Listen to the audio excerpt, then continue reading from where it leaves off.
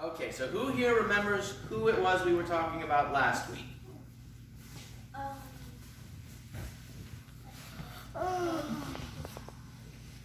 Starts with an A. Abraham. Yeah.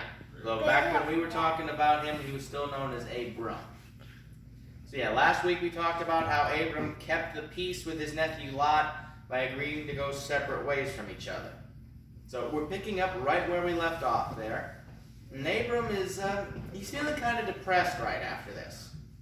I mean, God promised him something. You guys remember what he was promised? That one day he would have the whole land. Yes, that was one of them, but there was another promise God made him.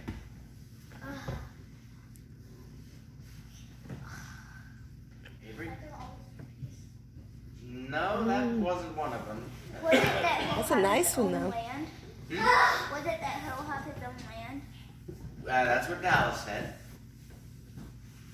Oh, I thought He promised that Abram would be the father of many nations. So in other words, he was promising Abram that someday he was going to have children of his own. But around this time, Abram is already in his mid-70s, give or take. Maybe even close to his 80s. And his wife is only about 10 years younger than he is. So he's 70, she's 70. Or 60. Let's just say they're both well past the age you would expect people to start having children. So Abram's a bit depressed, especially since he was probably thinking that Lot was going to be how God fulfilled his promise to him, that his nephew would be the one to carry on his name. But Lot's now gone his own way. How exactly would that work out? Well, God comes to Abram and he says to him, "Go out and count all the stars in the sky." That's impossible. Exactly, that was God's point. Because God then told Abram, if you're able to count the stars, that'll be how many kids, how many descendants you will one day have. Okay.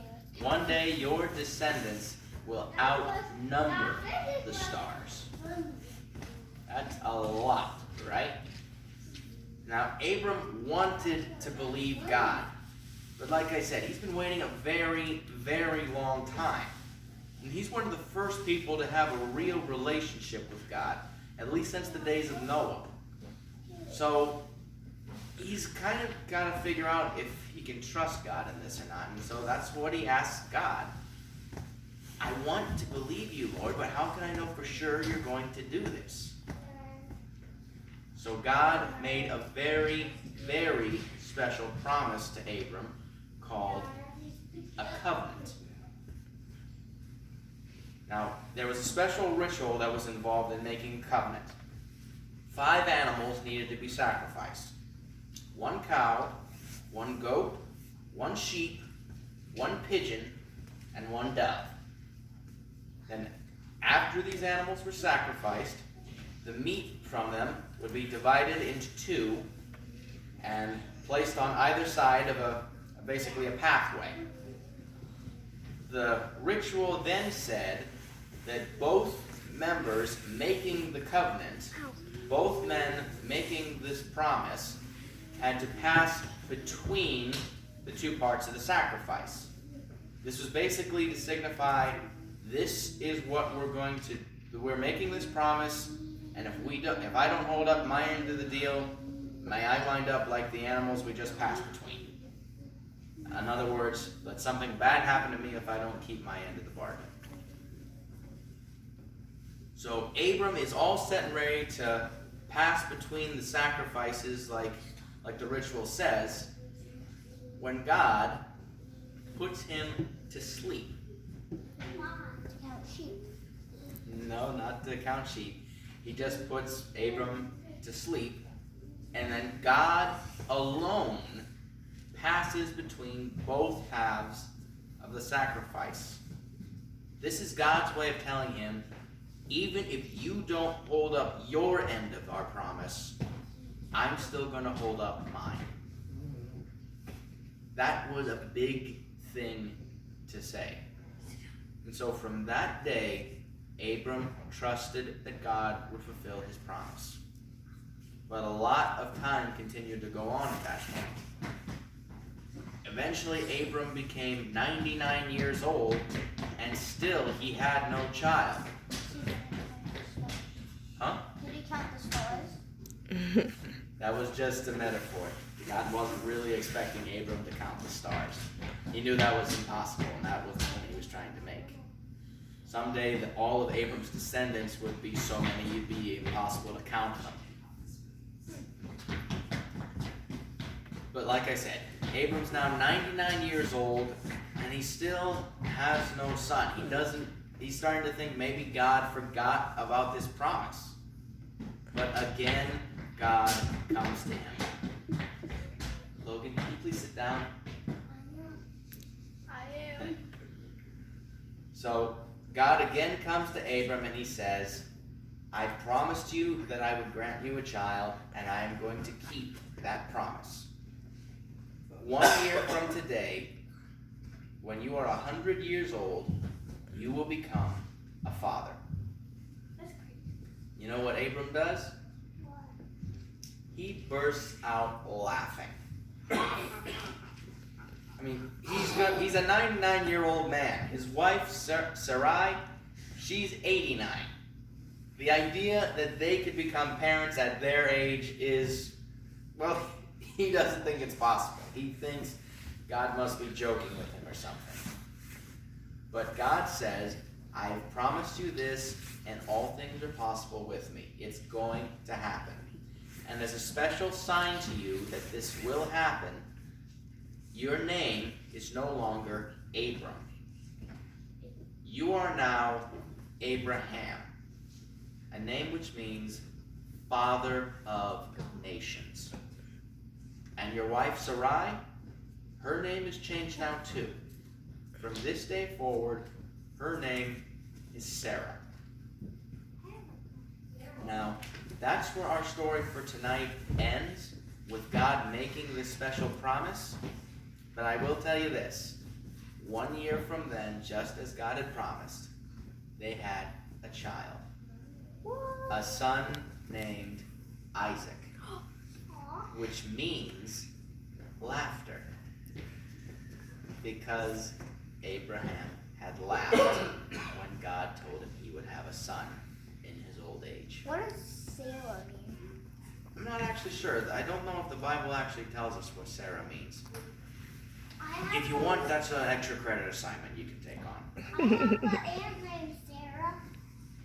So, what do you think my big point for tonight is based on that story?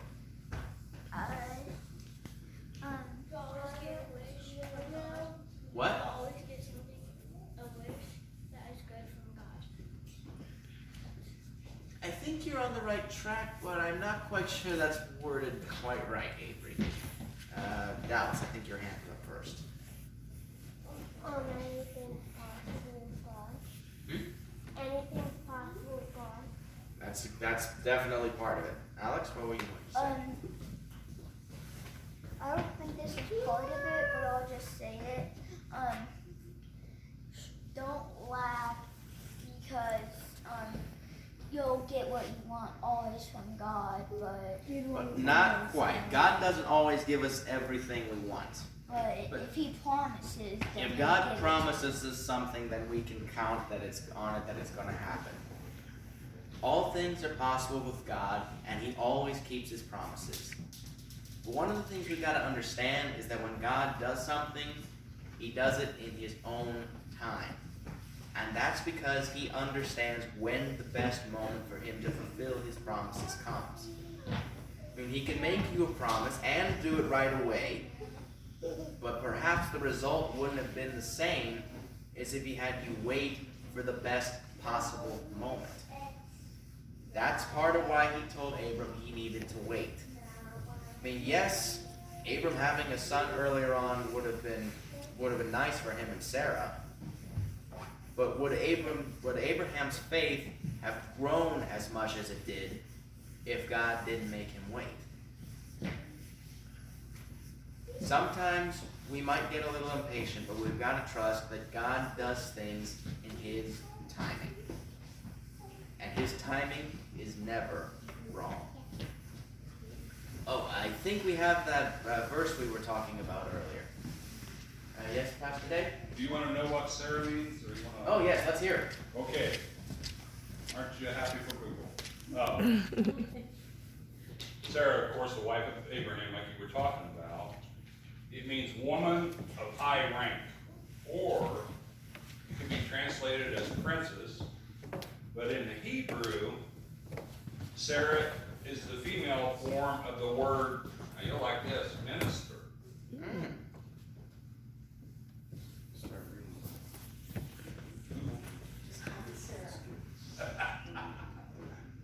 Princess. So here's a couple of verses to help emphasize our story, kids.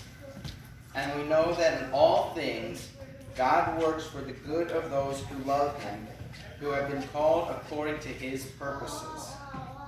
What then shall we say in response to this? If God is for us, who can be against us? He did not spare his own Son, but gave him up for all. How will he not also, along with him, graciously give us all things? God is always there for us. We just got to trust that sometimes his timing, or all the time, that his timing is better than ours.